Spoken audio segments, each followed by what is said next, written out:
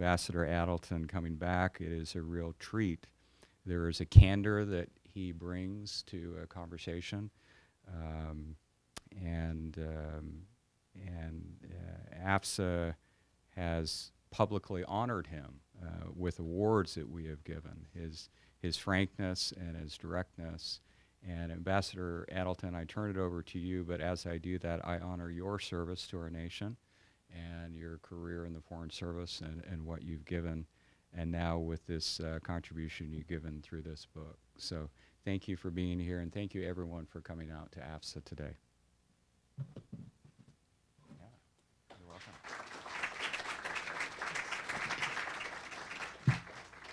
No, thank you very much for that introduction, and thank you everybody for coming. This is actually the first time I've been in the United States on April 6th. And as you alluded to, it's you know, an important event. I'm so pleased that this meeting house could be here on this day. I was sorry you mentioned the coming up from Atlanta. You know, I was supposed to come up yesterday afternoon at 3:30. It was the last chance. We were all waiting outside. I thought, I'm going to make it. I'm going to make it 3:30 a.m. And the pilot, of course, was over 12 hours or whatever, so we stayed. And then the next thing I had on was 12 o'clock. So I thought, boy, this is not going to happen. But I managed to be on standby for an 8 o'clock flight. I'm very happy we got in. And then we circled and circled and circled and circled over Washington. It was a 3-hour flight. He took one pass at National, and then he couldn't see the runway. So he diverted to Dulles. And he said, we're going to fuel up, and then we're going to fly back to National. I thought, this is not going to happen. But at Dulles, they just at 1:30, they let the passengers off, and so of course I was able to make it without sleep. But that's no excuse. Although if I stutter and stammer in a couple places, that will be the excuse. Other than the fact that I'm about to turn 60. I retired in January after 32 years, mostly USAID, a couple State Department assignments as well. And retired like many people do, I think, partly for family reasons, both up the way, if you will, with elderly parents and down the way with kids that we want to see more than once a year. So I think that was part of it. Doing a little bit of teaching at Mercer University, which I've always been interested in, and wanting to speak about the Dust of Kandahar, to be honest. I think people don't have problems with what I say about it, but it's just that if you're not serving officer, you have to get permission every time. And people know that as that process, that's sort of been one of my things, is that I think that Foreign Service officers, you know, there should be ways to be more open and transparent and engage with the American public about this and about all that we do, the whole range of stuff. And I will say that, you know, one of the motives, I guess, of the Dust of Kandahar was I think people should know about it. And even coming back in January, I've taken a number of trips. Fiona, you know, we call it our Reconnect with America after 32 years away visit. So it's taken us everywhere from Arkansas to Texas to Virginia to ultimately it's going to be Boston and stuff like that. So we certainly enjoyed doing that. April 6th is a you know, difficult day to contemplate and think about. People do it in their different ways. It obviously affected me for the rest of my life, and April 6th in particular, you know, think about it. Sometimes you know, people have their own kind of music, but, you know, Vince Gill, the country song, Go Rest High on That Mountain, is something that I just listen to and think about that, and I don't know if anybody knows the words, but it's a very touching piece. There was also it was actually nominated for an Academy Award. I don't know if anybody has seen it, but it was like a 6-minute short by, not for, I forget which company they worked for. It was a private project they did, basically. It's called Borrowed Time. I don't know if anybody here has seen that, but it's a very powerful 6-minute film. I don't think it actually got an Academy Award, but it was one of those that was nominated, and I think you know, captures these difficult moments in all kinds of ways. It's certainly something that I think about often, and again, I appreciate that you're here on this day. At some level, I did write Dust of Kandahar as another way to remember. I think the last line is, I will always remember, I will never forget. And that's something that I really do want to honor in the broader sense. Very appreciative that Ambassador Cunningham, who is my ambassador when I was in Kandahar, can be here today. Just talking before, he was there for more than 3 years, which meant he saw quite a few people come and go. But I do think a lot of people have served there. I did want to ask in this room, how many people have served in Afghanistan?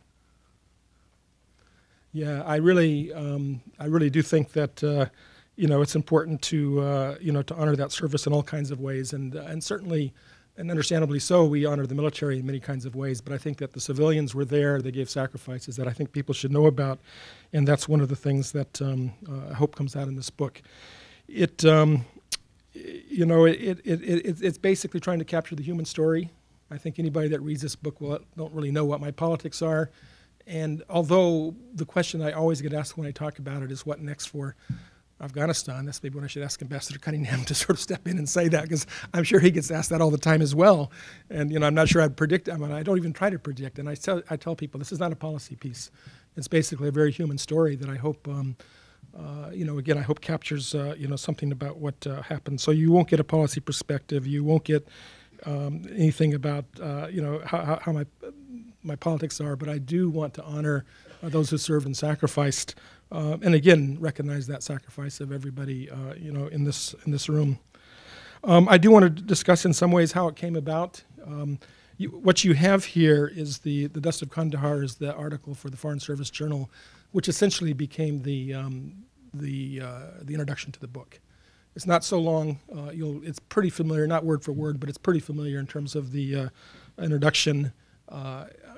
The first line there in the book, and it's not quite the first line here, but the first line in the book is, "At the age of 55, I went to war." I said I didn't carry a gun, and I sort of wanted to describe it. But I think that this article, in some sense, that was also the introduction, sort of captures what I was trying to do, or in the broader sense, what I was trying to do. Just as an aside, this thing was written in Tajikistan after my assignment in Kandahar. I went to Central Asia, returned to USAID after 4 years with the State Department, and just in one of those field trips is sort of when it came together that maybe I was close to Afghanistan and Tajikistan, maybe that was part of it, but I came together, with that. I guess the second aspect about this book is it is written in journal form, and I think for publishing that's sort of a high threshold, because I know some people from the U.S. Naval Institute Press are here, and I very much appreciate that. But I think the journal form is one that it's certainly a very honored tradition in terms of writing, but it's one that some people are maybe, I don't know if it doesn't sell or whatever. I will say that I thought that the journal form was the only way to capture the day in, day out of what we experienced. That trying to do a narrative, I mean, you could have done a narrative of, development, meetings with Afghans, embassy relations, or whatever. You could have done a thematic kind of thing, but I think in terms of that human aspect which I was trying to capture, it was only through the journal format that I felt that was best done, and sort of the day in and day out of a tough assignment. And so many people here raised their hands about Afghanistan, and will know that it was obviously a very tough assignment in so many ways. It's actually not word for word from the journal I kept. I did keep a journal. But it's adapted from that. Not so much added, but a lot of stuff taken away. I mean, there's some stuff in your journal that probably you shouldn't have written, and then second thought, you probably should take it out. And that's, that happens as well. But it does use that, that time that I was there. The other thing I'll say before launching into the main part of the talk is simply the Kandahar itself, of course, is the southern part of Afghanistan. The kings of Afghanistan have come from there, sort of the Pashto heartland, if you will, the second city, if you will, very prominent in that sense in Afghan history, and to some extent could arguably be called the center of the Pashtuns as well, for all kinds of reasons. And one of the things that was interested to me is just the title "Dust of Kandahar." I think people that served in Kandahar, Afghanistan, for that matter, will appreciate the Dust of Kandahar. But there's a ton of books that have Kandahar in the title, and I'll just read a few of them. One is "March to Kandahar," "Thunder over Kandahar," "On the Road to Kandahar," "Kandahar Gate," "Versions of Kandahar," "Pomegranates of Kandahar." That's a book of poetry. Canadians at War in Kandahar. Canadians, by the way, had a lot invested in Kandahar in the South, and there's been multiple books with Kandahar in the title that reflects, I guess, that recognition from the Canadians. Lions of Kandahar, the story Fight Against All Odds, that's obviously Special Forces, and then you have 88 Days to Kandahar, a CIA diary that came out last year. So again, multiple books that have Kandahar. I don't think, even these Canadian ones, it's, the Canadians are combat engineers in Kandahar, Canadians at War in Kandahar, The Turning Point in Canada's Afghan Mission. I think all the books on Kandahar, basically, that I know of tend to have, other than, I guess, the Book of Poetry, have a sort of a military aspect to it, even going way back to the March to Kandahar, Robertson in Afghanistan. That's the Second Afghan War. But I really, through this book, wanted to sort of, again, capture that civilian experience that was missing. I also had an interest because back in the day, which is for me is 1975 when I graduated from high school, the day after I graduated, I started this long road trip from Peshawar to Paris. Peshawar, Kabul, Ghazni, Kandahar, Herat, on into Mashhad and Tehran, Tabriz, on into Europe. And I would often evoke that actually in conversations with Afghans. And they, of course, remember those times, the 70s, as the golden years of Afghanistan, when an 18-year-old kid could just go from town to town and pick up the next bus and sleep on a charpai in one of the tea shops. And that did evoke some interesting kinds of reactions, and it was actually a good point of contact. But the narrative itself, as you see it, basically, I started off by saying 3 worlds, and that's sort of what's reflected in the introduction. But as I've been talking about it, I've come to realize it's really 4 worlds that are captured, not every day, but basically this book goes back and forth among those different worlds. One of them is the military world. That was very new and different to me. I think in that sense it's different than assignments in the embassy in Kabul, because you were there with the soldiers, if you will, in my case, the 3rd Infantry Division. The second was the civilian world, which was maybe more familiar. When I came, we had about 140 civilians in about 14 locations. And of course, when I was there, I made a point to try to visit as many as possible overnight where I could and know the people. It was a time when there was a downward slope. I think it became steeper during that year, as you'll see in the book. I think by the time I left, it was 40 civilians in one location, was Kandahar Airfield, and then a couple of years later, I think the last of the civilians left. But it was talking about that, and then the part, in some sense, that brought me there was the engagement with the Afghans, and a lot more engagement than you might imagine. I sometimes said the Afghans wanted to speak anytime, anybody, anywhere, and give their perspective. And there was a whole spectrum of perspectives that we heard there. And so that's sort of a third kind of theme. And then the fourth theme is simply I guess you'd say, my interior life as I was processing this, very different world. And again, looking at everybody that raised their hands on Afghanistan, I know you experienced something of that as well, about the country, the assignment, what we were there. And again, that interior life, I guess, comes out. I don't think in an overbearing way, but from time to time there's personal reflections, and I think all of us that were there would have had reflections in different kinds of ways. But we experienced something very, from our perspective, at least certainly for me, unique and different, and was sort of trying to capture that.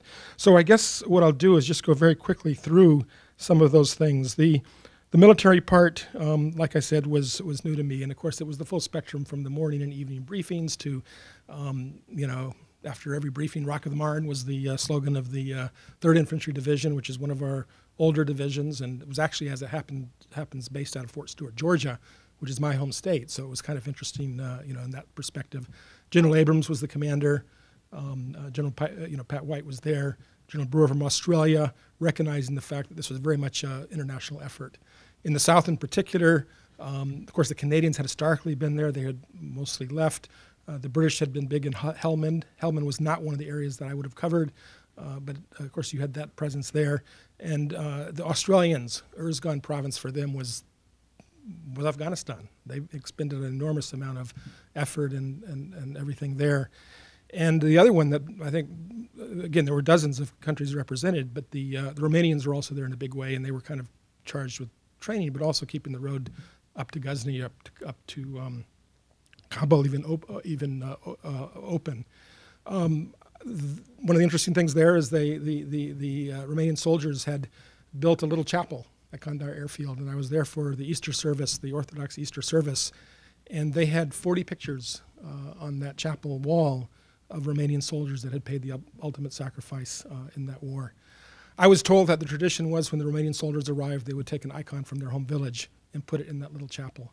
And knowing the sacrifices that they've made, I've often wondered if, I hope that when the presence of the Romanians end, that they're able to, that little plywood chapel, which was quite beautiful actually, I hope they were able to take that with them back to Romania. The last part in this, I think it was alluded to that, and I think it's worth saying is that it was also an up and close perspective on the sacrifices that were made by our soldiers in southern Afghanistan. And there are four things I'm going to talk about very briefly. One is simply the Purple Heart ceremonies. And the way that it works, and a lot of this is, I should say that by the time that I was there, 80% of the casualties were Afghans. And some people say, well, what were the Afghans doing? The Afghans were actually paying the ultimate sacrifice in many, many different ways, and that was very clear. But 20% was the ISAF forces during the time that I was there. And basically would make a point, along with the general staff, is that every time there was a Purple Heart ceremony, would go to the trauma center, and they'd have an IED incident, and within a relatively short time, 2 or 3 hours, the casualties would come in. The very serious cases would be going to Frankfurt. Some, your happy occasions, because what could have been a lot worse, the soldier was clearly going to survive. But basically, it was part of those would observe what was taking place in the Kandahar Trauma Center, and that was for the course of the year, multiple visits to the Kandahar Trauma Center. The second, of course, was the ramp ceremony, where they honor the final trip home, if you will, and comes in on the caisson, and is taken into the airplane, and then is taken, and everywhere they stop, actually, on their way back to the States, they have a similar one. In the third ID, sometimes they would have the bagpipes. Their song was "Amazing Grace," and they would play that. More often, it was taped. The chaplain would say a few words. Sometimes, of course, it was multiple, but that was also part of it. I mean, there were a couple happened that I didn't hear about it in time, and I guess I missed it. But even at 2 a.m. in the morning, this would take place, and you'd be there. You'd be there, and this occurred. You'll see in the book, and at some level, I try to pay tribute, to individuals involved. Some very difficult cases. One husband and wife serving there. The wife, West Point graduate, helicopter crashed, and her husband was taking the wife home after that ramp ceremony. And then the suicides, which are part of that deployment, of any deployment, and those are also hard cases. But you'd hear a bit of the story. I'd sometimes talk to the sergeant, was for General Abrams, and kind of hear a little bit about the story and what the circumstances were and what happened. But always found them moving. I think the last thing, since we're Foreign Service officers here, is that I guess it's a tribute to the respect of the civilian service side of things, is that I, as the senior civilian representative for Southern Afghanistan, would be the last person before it would go into the aircraft. And so SCR would be there, and then the generals, and then the officers, and then hundreds of people, many hundreds from the airbase, would come out for those events. And again, that was something that you would see quite often. The most intensely moving ones, of course, were the memorial ceremonies on the different bases, some of them quite small. I think our presence contracted quite a bit afterwards, but during the time there, again, would go to most of those memorial services. And I don't know if, and it's interesting, I don't know if there's military people here. Some people have expressed appreciation that they would know the side of things because it's in the military base and it's the unit. They honor the memory of the person who passed away. It's the classic, the guns and the gun setup and the helmet and the boots and the dog tag and the commander meaning sometimes a sergeant, sometimes a lieutenant, but the closest to command would pay tribute. And, very, very, again, touching things about, I was the godfather for their sons, or one that I heard was that I promised his mother back in Fort Stewart, Georgia, that I would see he was home safe. And, again, incredibly moving events, each one of these that you would go to. And then at the very end, all of us would go up and in some sense pay tribute and have a moment of silence and touch the dog tag and go back. And then they would have something called the last roll call. Do you guys know what the last roll call is?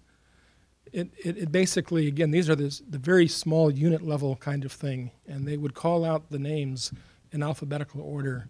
Brown, James Brown, Smith, Christopher Smith or whatever. And then maybe they get to the final one, Woods, James Woods.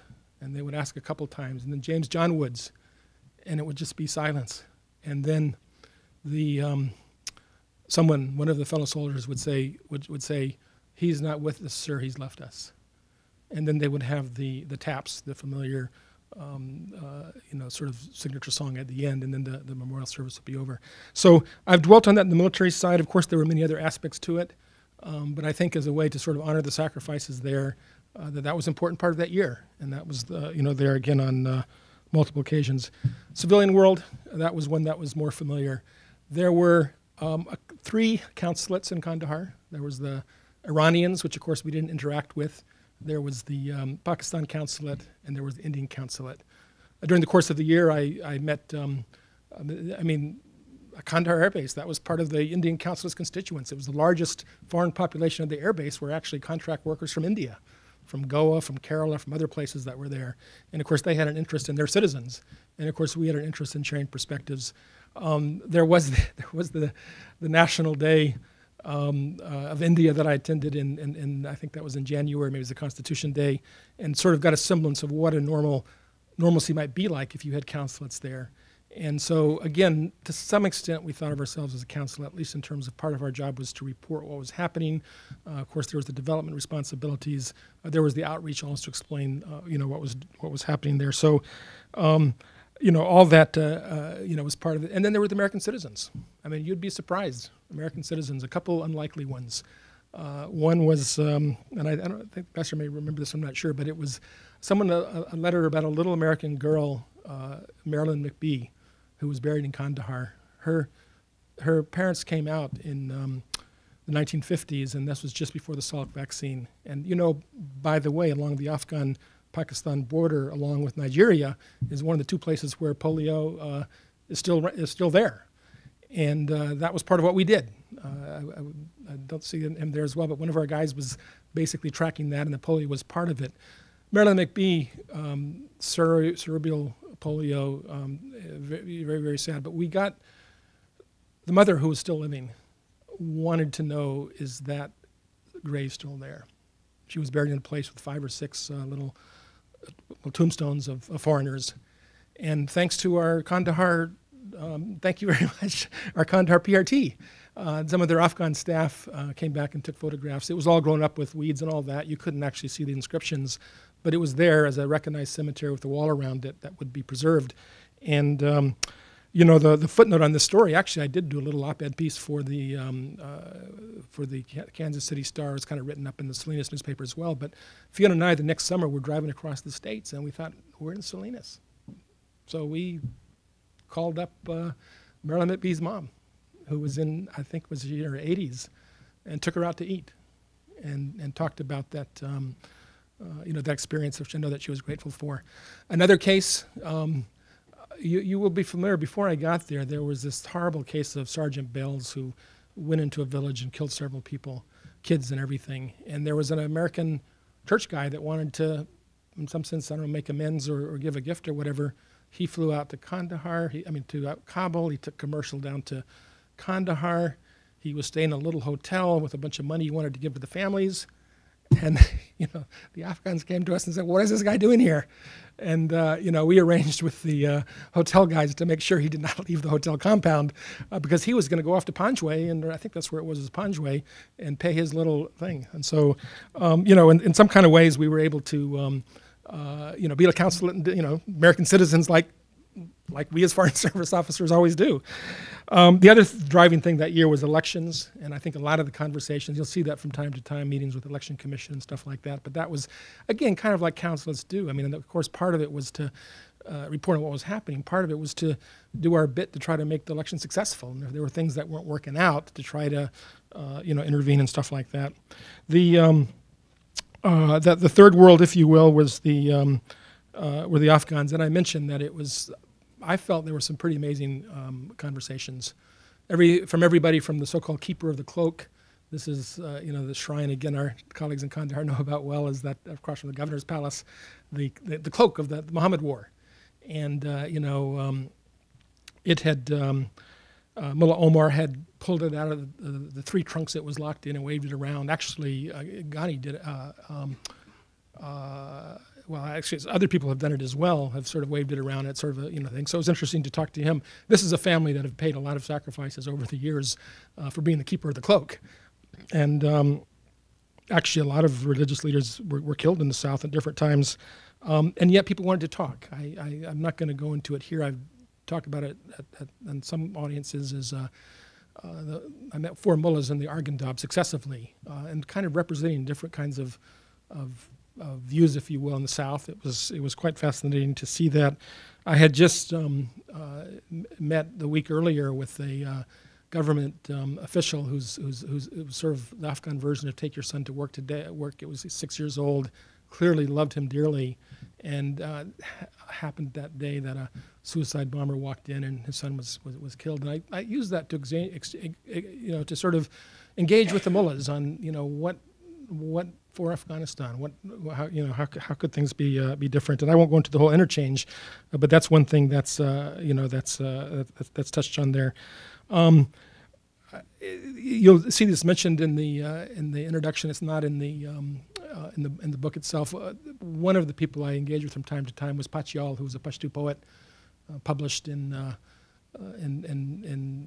Peshawar and got good reviews in the Pashto press in Dubai. A wonderful guy, deputy mayor, and was within months after my time there. And again, so you'll know Pachial was killed. And, one of the real hopes for Afghanistan, I would say, in so many ways, young guy, but still a very eloquent guy. And, again, won't go into it here, but you'll see the more another guy I talked to was the former shadow governor for the Taliban that had come over to the government side, had taken the pilgrimage to Mecca, and had an interesting conversation with him. He gave me a little ring as his little... I think it was worth about $1, so I didn't have any reporting issues. But it was very touching. And some of these mullahs, as you get up to leave, would embrace you and say, I want my, one of them said, I'm a nobody. Nobody hears me. I want you to say this. And, our reporting was partly that, partly giving voice to people just to go in that great vast mix of policy people to try to have a human dimension there. And then, I talked about the interior life, and that comes up from time to time. Again, I don't think overly so, but I think some of the natural reactions about being away from family. At that time, our oldest son had finished school and was in the Air Force. Our second son was in Georgia Tech, and actually, as we speak now, is in boot camp. So both the boys have ended up for Ian, it was 4 years, and then going on to graduate school. Cameron's just starting. We'll see what happens to then. And then our daughter is working for a development relief agency. So it kind of covers the different kinds of things I suppose you think. But not so much, but from time to time, thinking of home, if you will, is part of that. And of course, Fiona was in Mongolia. I think all you guys have served in Afghanistan. I think we're probably the only ones to have safe havened, as they say, in Mongolia. Our daughter was in the senior year of high school. And so that was part of, it was just that they were there. They were in Mongolia. So we had basically our 2 sons in the States, and then Fiona and Katrina were in Mongolia. And so that comes up. And, of course, I want to leave a bit of time for questions. So, it's April 6th. Sometimes I'm not going to do that here, but sometimes I might just pick if I'm such and such a date, I might see if there's something there and read it if I'm talking about the Dust of Kandahar. On this particular day, obviously April 6th and the days that follow is the longest part of the book.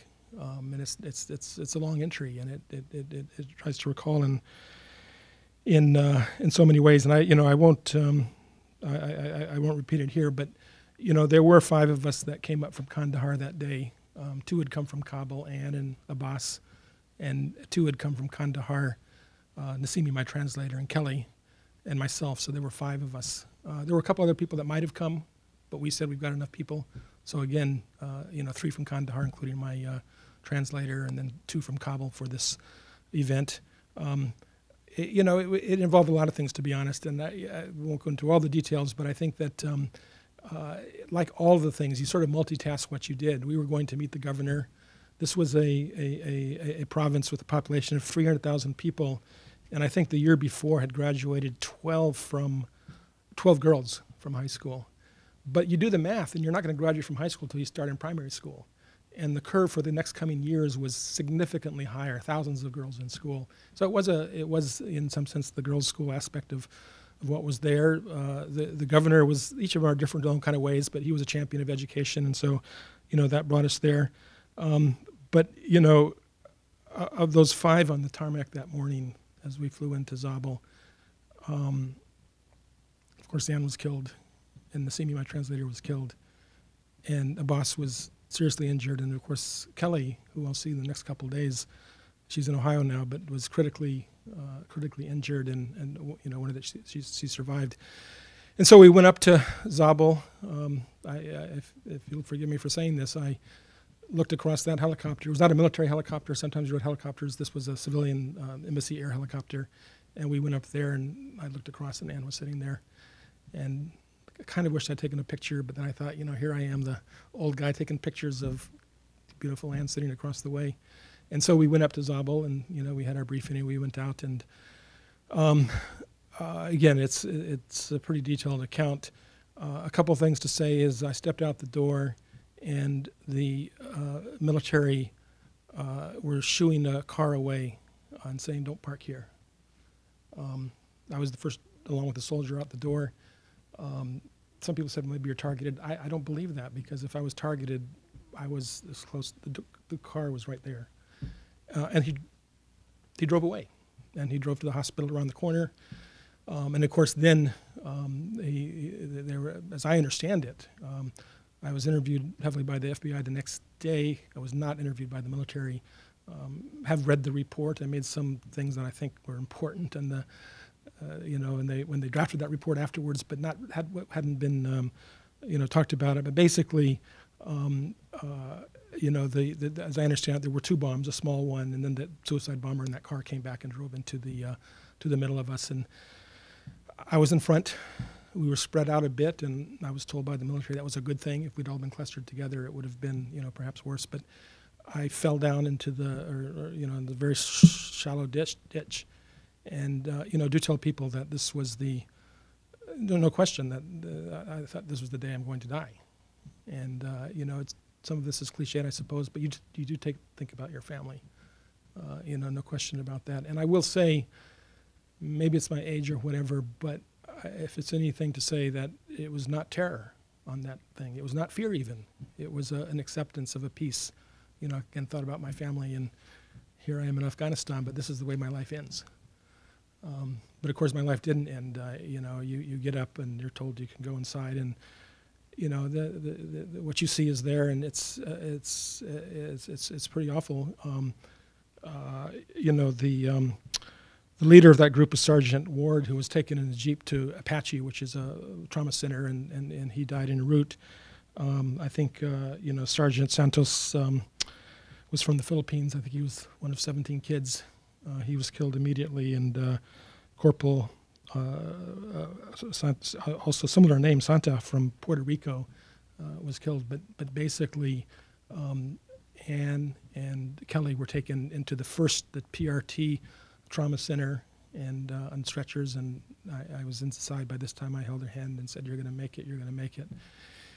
And they did their first. They have 3 levels: Role 1, Role 2, Role 3. The lowest level is the PRT. The second level is Apache, which was not so far away, and of course the big trauma center is in Kandahar.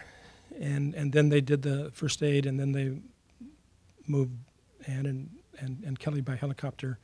And again, I held their hand as they were taken to the helicopter and said, "You're going to make it." And remarkably, Kelly survived. And they called me. I don't know. You lose track of time, but and they called me and said that Ann had passed away at the second place, and of course that was devastating in all kinds of ways. But I waited, and this helicopter came to pick me up. I don't know how much they knew it was the same helicopter, and the crew, as I tell it in the narrative, is the crew chief jumped out and looked at the helicopter manifest, with that longer list of names, and looked at me and said, "Is that it? Are you the only one?" And our RSO in Kandahar desperately wanted to come up in that helicopter to come back with me, to be honest. I don't know if she knew who she'd be coming back with. But the protocols were she wasn't on the manifest, so she couldn't come. So basically went back to Kandahar for the loneliest trip of my life, and just looking out the window and thinking, well, you can imagine all the things we're thinking, but came back to Kandahar, did say that I would want to accompany my colleagues back to the States, which is what I did. And so we had the ramp ceremony in Kandahar, and then in Bagram, they changed planes. They had another ramp ceremony. The division there, their song was Abide With Me, that was played. Went on to Frankfurt, and again, the chaplain this time came aboard, and then they go to Dover. And the last, I'll kind of close with this, is that that's crowded airspace, as I guess I found out even this morning, all those planes coming in and being diverted, or, whatever, it's Baltimore and Dulles and Washington and who knows what else. A military aircraft comes, and the pilot of that military aircraft, if they're going to Dover, for that, to deliver American heroes home, that's what he says. He says, he gives his call sign and says, American heroes coming home. And immediately, no matter where they are in the cycle, if it's a crowded airspace or whatever, the immediate comeback from the control tower in Baltimore is such and such cleared for landing, American heroes coming home. And so we did come home, and I'm at this meeting house, and appreciate the chance we had then, and such difficult thing. Stayed here for 2 days. The Deputy Secretary of State, Bill Burns, who had been my ambassador in Jordan, wanted to speak to me, and very much appreciated that. I had that meeting, and then headed back. I was 2/3 of the way through my assignment, and I headed back for the final third of that assignment in Afghanistan. And it's many people, and again, many people in this room, they say, you serve in Afghanistan. Afghanistan never completely leaves you. And that's certainly the case for me. And I hope the Dust of Kandahar does what it's supposed to do. At least what I tried for it to do was to humanize what happened there without political positions, without policy prescriptions, but just give a sense of what it was like in the world that we inhabited for that period of time. I do think that the civilian part, the foreign service part specifically, hasn't been written up enough, that there's people who don't know enough about it. And people may have mixed views about this, but I guess I feel, as editor, are you the only one, that I need to talk about it, and that people should know about it, and that's sort of the intent of this book as well.